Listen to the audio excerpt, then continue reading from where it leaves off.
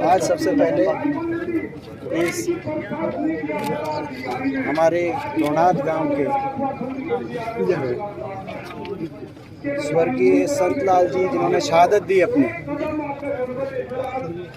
अपने गांव की मांगों को लेकर, और मांगों नहीं, गांव के जायज़ हकों और अधिकारों को लेकर, उनको हम श्रद्धांजलि देते हैं। उनके परिवार को भगवान ताकत दे इस दुख की घड़ी का सामना करने के लिए। सारा गांव, पूरा प्रदेश उनके परिवार के साथ है। साथ ही रोनाथ गांव का जो गौरवशाली इतिहास, जिस गांव ने कुर्बानी इतनी बड़ी दी हो, देश की आज़ादी में 1857 में शहादत दी हो, आज उस गांव को अपने अधिकारों के लिए इस तरह से संघर्ष करना पड़ रहा हो, ये हमारे देश के लिए शर्म की बात है।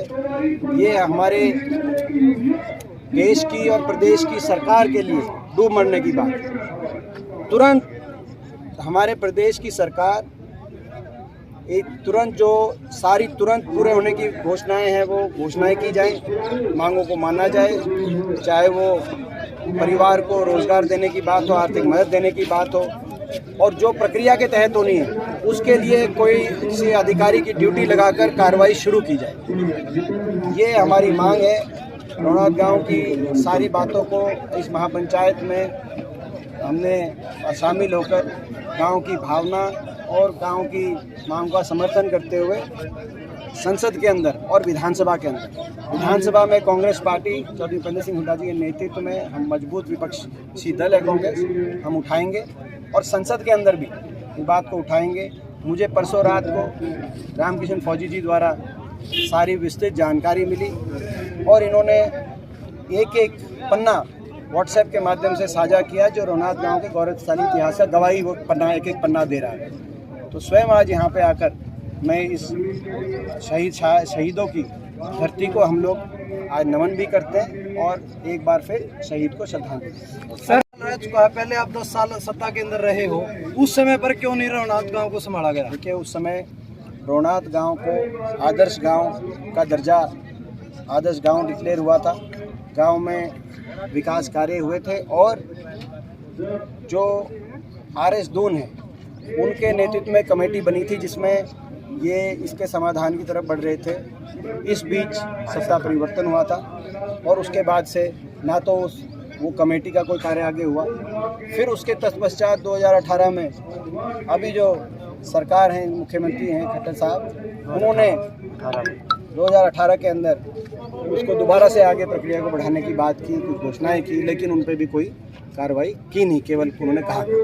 गाँव वाला का कहना है कि भाई यहाँ पर चौटाला सरकार भी आली, हुड्डा सरकार भी आली और बीजेपी सरकार भी, लेकिन किसी ने भी इनकी मांग नहीं मानी है। देखिए सही बात है। जिस रूप में 75 साल में कोई, मैंने कहा, राजनीतिक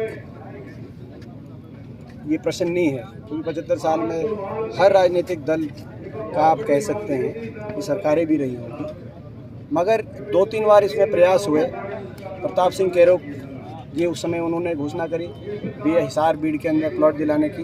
उसके बाद आदर्श गांव, हुड्डा सरकार के दौरान आदर्श गांव डिक्लेयर होकर, और आर.सी. दून की अध्यक्षता में एक कमेटी बनी गांव के इसका समाधान करने की, जो जैसी जानकारी मुझे मिली। लेकिन जिस रूप में पूरा उसको निष्कर्ष तक नहीं पहुंचाया जा सका, तो ये मैं समझता हूँ कि दुर्भाग्य की बात है। इसको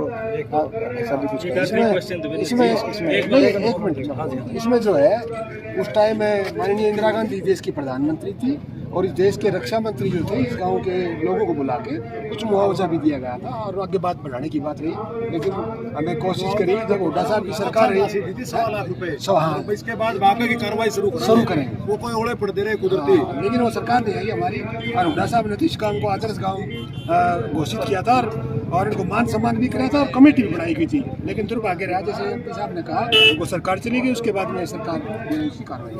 जिंदर जी, एक क्वेश्चन लास्ट, अगर मान लीजिए, पहले तो आप ये न बताओ इनकी मांगे जायज हैं, किस तरह की आपके विचारों में? सारी बात आप रिपीट करवाओगे? नहीं सर, एक क्वेश्चन है, बहुत जरूरी क्वेश्चन है सर, एक मिनट। दीपेंद्र जी, आप लाइव हो, तो आज महापंचायत में फैसला लिया जाएगा, दीपेंद्र हुड्डा का क्या स्टैंड होगा? वहीं थे हम, सर एक लास्ट क्वेश्चन, आप सुनो, एक लास्ट क्वेश्चन सुनो। अगर सरकार है मानने वाली तो है ही नहीं, आपको पता है, एक तानाशाही सरकार है और है वगैरह वगैरह जो कुछ है। तो मेरी बात सुनो सर जी, एक छोटा क्वेश्चन तो मेरा आने दोस्त है, अगर ये सरकार ये काम नहीं करती, अगर आगे आपका राज आता हरियाणा सरकार के अंदर, तो आप इस गाँव को ये जो इनकी मांगे इनको किस मुद्दे उठाकर किस तरह पूरे करते हो? जो मैं उसका बताता हूँ, यही मैंने बात की।